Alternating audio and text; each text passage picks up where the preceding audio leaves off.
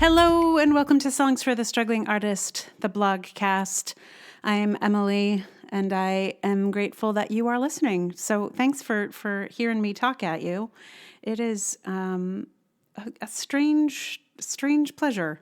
And I was remembering like when I was a kid, like my friends and I used to record cassette like radio shows. So this is probably the closest thing to that. Then though we'd like be like, and here is Aha with Take on Me, and then we'd just like play the record into the tape recorder. We just made an incredibly terrible recording of the song.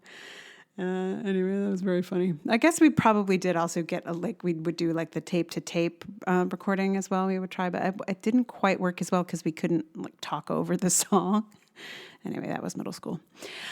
So now here we are in 2018, and I've been thinking a bit about music in the last chunk of months, just because like that's been what's happening. As many of you know, music sort of was in the background for me for a while, and it's sort of stepped itself back up into the front in the last probably year, and basically since the election, to be honest with you. It really started back in November of 2016, and it has not stopped. But now I'm kind of, my relationship to it is changing in so many different ways as time goes by. So yeah, evolution. One cannot predict where one's artistic mind will like go, I guess, is I was going to try and come up with a better word than go, but go is it. Where's it going to go? I don't know. I'm just following it. And this particular blog is inspired by a gift given to me by a friend and one of my Patreon patrons. A woman she worked for was getting rid of an electric guitar, and she offered it to me, and I was like, yes, please. Because I just started, right when that happened, I had just started experimenting with the different kind of sounds in GarageBand. So I was playing my guitar, which is an acoustic. It's a folk guitar, a Seagull, which I've had for 20 plus years. But so I was just experimenting with different sounds, but using that guitar. But some of those sounds were really electric sounds. And so I thought, that would be kind of fun if I, ever got a chance to play an electric. And then this electric just like fell into my lap like a crazy miracle. I feel like it was like within the space of a couple of weeks where I was like, it would be fun to play. And then suddenly was like, would you like this? And I was like, yes, I would. No question. So this blog is inspired by that gift, and it is called Keith Richards Wouldn't Worry About His Bra. Like magic, a sparkly pink electric guitar came into my life a few months ago. It came to me with no amp, no chords, no case, just its sparkly pink self. And even though I've played guitar for a couple of decades, I had never played an electric before. It was a whole new world. I learned power chords, y'all. Before I started messing around with this, I did not even know what power chords were. I think I thought they were just regular chords you played real loud. I was stunned to realize that a lot of what all those big hair guitar dudes were doing on TV was not actually that hard. It was a whole lot easier than the finger-picking folk guitar I was used to, at least. Anyway, the guitar was one thing. But then I got an amp. I had been playing plugged into my computer, and it was cool. But when I got an amp, well, the whole world just cracked wide open. And it wasn't just the amp, y'all. No. See, what happened was, on the morning my amp arrived and I plugged in, my in-house sound guy helped me set it up. He turned some dials, he nodded when I played some power chords, and then he turned up the volume. The apartment is small. There are neighbors in every direction, but he turned up the volume to loud. And when I played, I giggled with so much rebellious glee. I mean, is this okay? What if I upset someone with my neophyte electric stylings? And then suddenly I really didn't care if I upset anyone. I felt the power of playing loud, no matter my skill. I didn't have to be the best player in the world to turn that amp up and play loud. I could be the worst and still play loud. That's the gift of rock and roll guitar, in fact, and it is a powerful gift. This is an experience I want every woman to have. I want every woman to have the opportunity to have her sound amplified beyond other people's comfort level, maybe even beyond her own comfort level. At a Shakespeare panel discussion years ago, I remember Liev Schreiber talking about how transformative it had been for him to play Hamlet. He said he thought everyone should get to play Hamlet once. He didn't think we should have to go see them all because that would be awful, but everyone should get a chance to do it. I think everyone should get a chance to play Hamlet. And also, everyone should get a chance to play an amplified electric guitar. Maybe even at the same time. Go crazy! Playing like this is so antithetical to my feminine socialization that it is both challenging and exhilarating. It feels like seizing the reins of male power that I had never had access to before. There are a lot of reasons that guitar playing can feel like a masculine kingdom to which I am not entitled. For example, I cannot think of a single guitar shop I've ever been in that was not populated almost entirely by men. Nor can I think of one where I felt completely welcome. I am always an interloper in a male territory in a guitar shop. But in discovering the thrill of playing loudly and not particularly well, I felt like I understood something about male privilege that translates across media. A dude playing electric guitar loudly and badly is like a clueless mansplaining dude at a meeting. He's not worried about how he sounds. He's just enjoying the power of his amplified voice. And now that I've played my electric guitar loudly and badly, I too understand how I might enjoy being bold and loud in uncertain circumstances. It will be harder to turn down my volume than it once was, and I may be less concerned about saying exactly the right thing. Turn me up, y'all. I'm ready to rock. Are you wondering what Keith Richards has to do with this?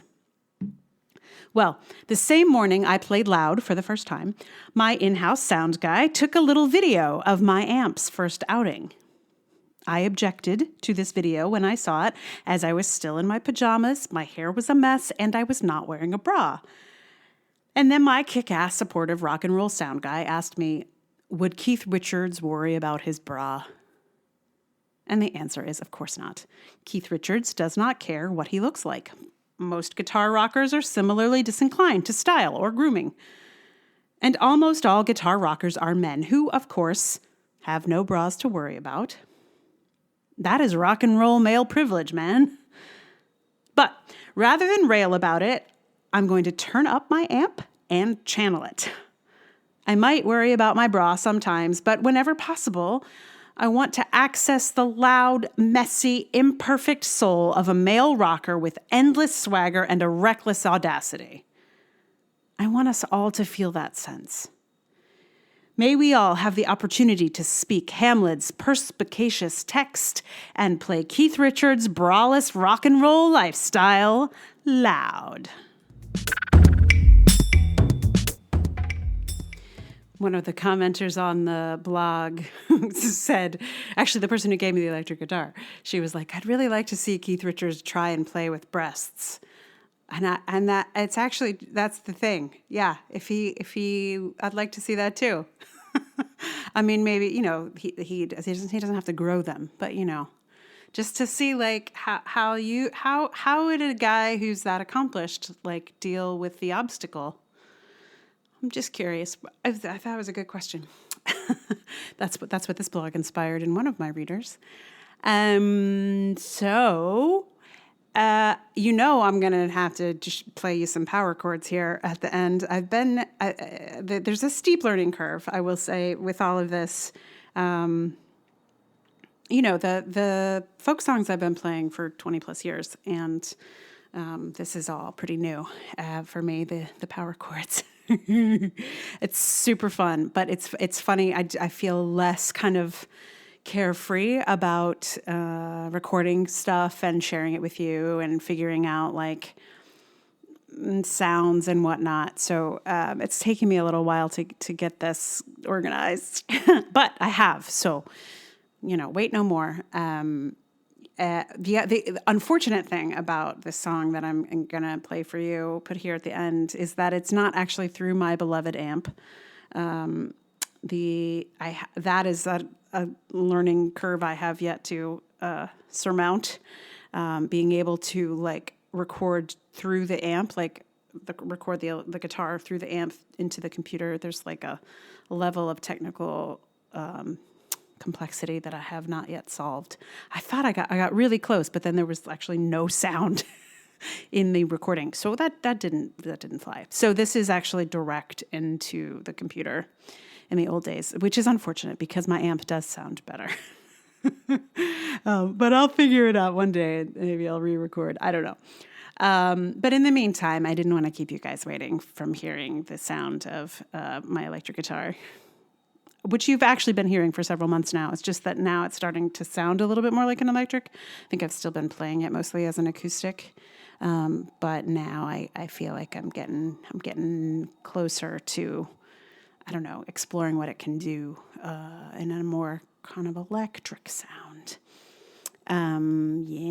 So there's a couple other things I want to tell you about this. Other thing that is tricky kind of in this new territory is that I have to figure out how to work with a mic in a slightly different way too. So I put my vocals through a kind of a filter as well. So there's also some explorations and learnings and fun times there as also.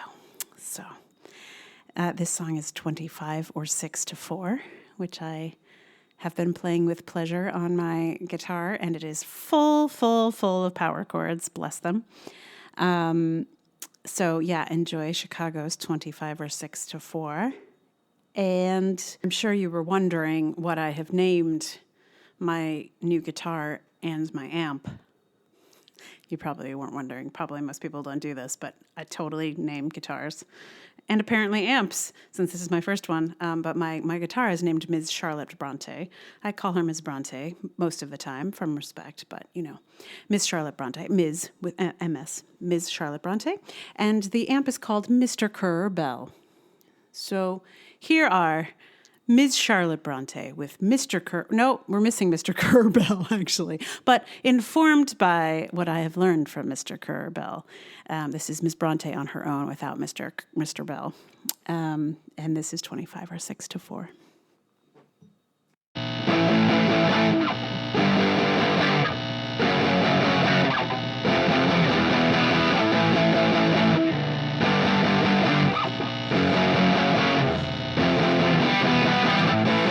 Waiting for the break of day,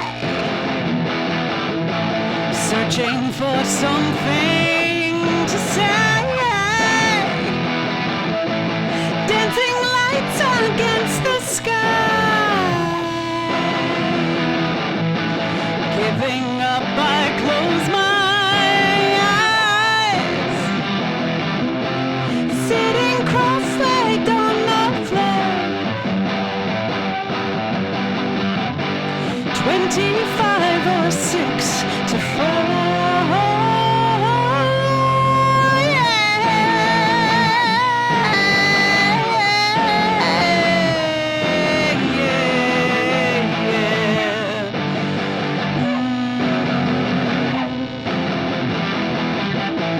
Staring blindly into space,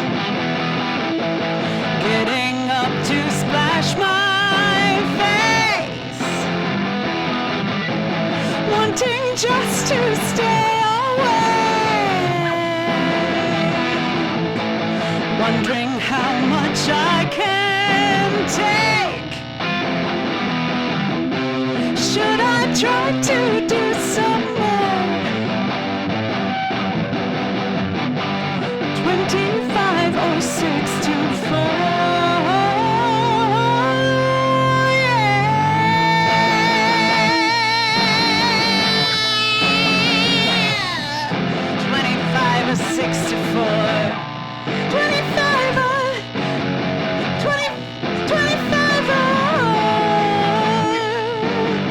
6 to 4. I wonder what time it is.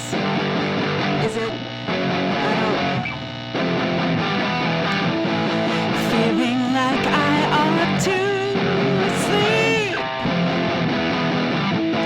Spinning room is sinking deep. Searching for something to say. Waiting for the break of day. 25 or 6 to 4. 25 or 6 to 4.